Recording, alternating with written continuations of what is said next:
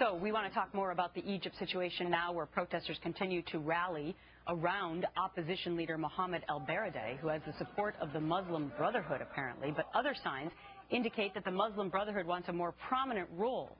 So what happens if they, in fact, rise to power in Egypt?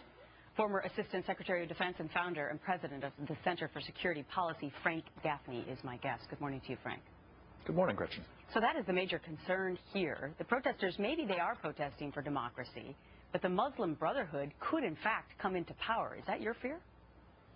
Well, I think that's almost certainly going to be the case because, as we have seen in other states in the region, the most organized, the most disciplined, the most violent, in some cases, group is almost certainly going to prevail in any kind of so-called democratic process. What we wind up getting is usually one man, one vote, one time.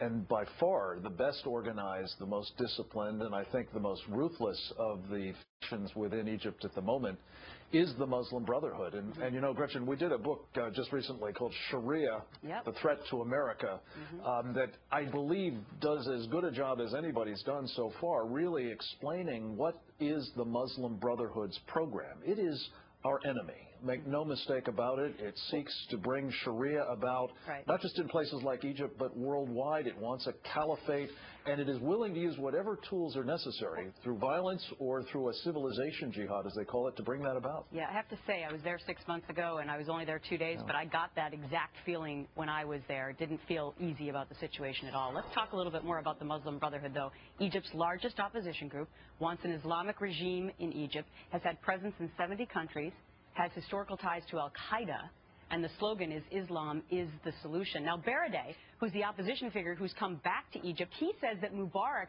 has been playing up sort of the terrorist ties to the Muslim Brotherhood. How do you feel about that? Well, I think he's not had to play them up.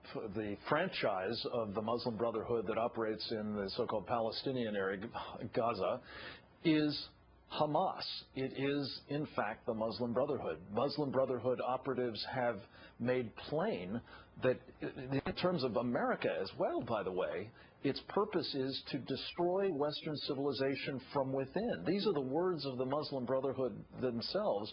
And as I said earlier, they have been given a pass in a lot of places, including inside councils of the United States government that have been subjected to intensive influence operations by known Muslim Brotherhood front organizations in this country. To believe that these guys are somehow non-violent, I think, as we say in our book, it's much more the case that they are pre-violent. They will use violence when the circumstances are right, and in the meantime, they're using subversive techniques of various kinds, including Sharia-compliant finance and various kinds of insinuations of Sharia into our courts and other ways to try to accomplish their ultimate objective, which is to bring Sharia about worldwide. All right. Frank Gaffney, very interesting insights. Thanks for being our guest today. My pleasure. Thank you for having me. Steve, Brian?